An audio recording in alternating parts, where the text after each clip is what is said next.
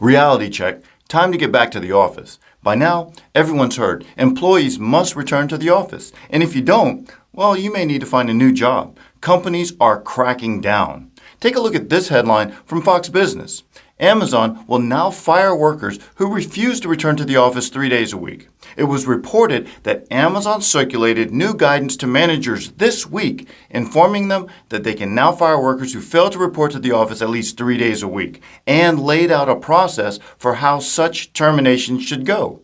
Basically, Amazon reiterated that working on site at least 3 days a week was a requirement of their employment, and non-compliance could lead to termination.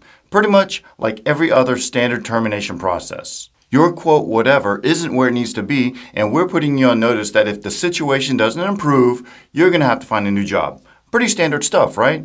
Except Amazon employs 1.4 million people. And now that the precedent's been set, how long before other companies take this position? I'm glad you asked. Check out this headline. Nike is the latest company to up its return to office policy from 3 days to 4. It's a sign that hybrid work might have been a fake compromise. They jump right into it. The article starts, Nike has a new return to office strategy telling employees to just do it. The sportswear brand recently announced that it's moving the needle on its in-office mandate from 3 days to 4 starting in January. Say it ain't so. They're doing this in plain sight right under everyone's nose. Take a moment to hit the like button, subscribe, and comment in order to help us push this information out to a wider audience. It's not just Nike bringing down the hammer. Chipotle and BlackRock have also bumped up their in-office demands from 3 days to 4, while more companies are reneging on remote work policies. BlackRock is also pushing the return to office mantra. That's interesting. I think it's pretty obvious what's happening. Companies completely dropped the ball on this one. CEOs took a legitimate health issue during the pandemic and made it a political one. Was it a good idea to send everyone home during the pandemic? Look, it was an exceptional situation which required an exceptional response. But you know how it is. That exceptional situation is no longer exceptional after 2 years. And let's be honest, for every one productive remote employee, there's probably 2 or more not so productive remote employees out there. You know what they say, when the cat's away, the mice will play, and the cat's been away for at least 2 years. How much of that bad behavior has become normalized? Add in managers that don't know how to handle remote employees, and you've got a recipe for disaster. And it's super frustrating for a person like me. I've been able to build highly effective remote teams. We have the framework in place to work remotely. My teams really do not need to be in the office. But no one looks at that. No one's saying, hey, your teams are delivering. Let's not disrupt that. Instead, CEOs are laying out blanket statements. Why is that? That's why I thought it was interesting that BlackRock was also pushing return to office.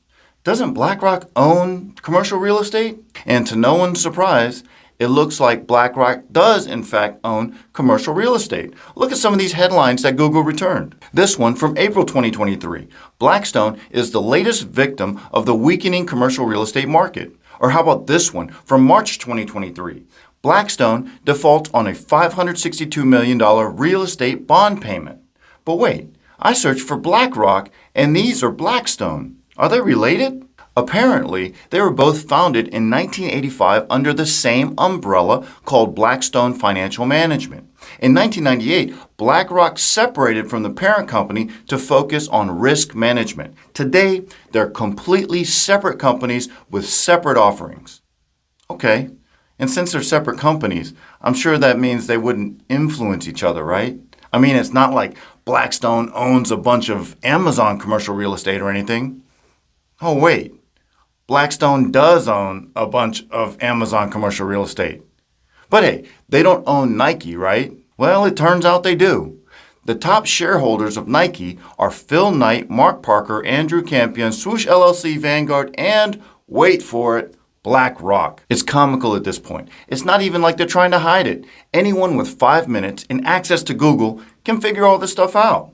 Then to emphasize how dumb they think we really are, those companies use camaraderie as the reason for returning to office. A Nike spokesperson said, quote, "We've seen the power and energy that comes from working together, and we aim to create more of that." How about this one from Amazon spokesman Rob Munoz, quote, Now that we've had several months under our belts with the vast majority of employees in the office more frequently, there's more energy and connection and collaboration. Remember when I said that CEOs and companies turned a legitimate health issue into a political one? I vividly remember one side saying, quote, "We should keep our kids in schools in order to foster that energy and collaboration for education," while the other side said, "We should keep our kids out of schools as a public safety concern."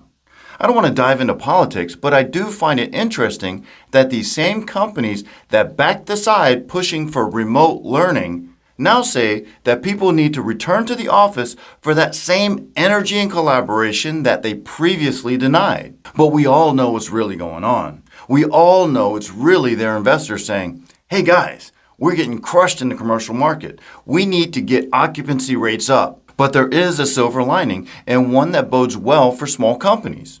We've all been here before. The best and the brightest will move on to other companies that allow them to work remotely, while everyone else sucks it up and heads back to the office.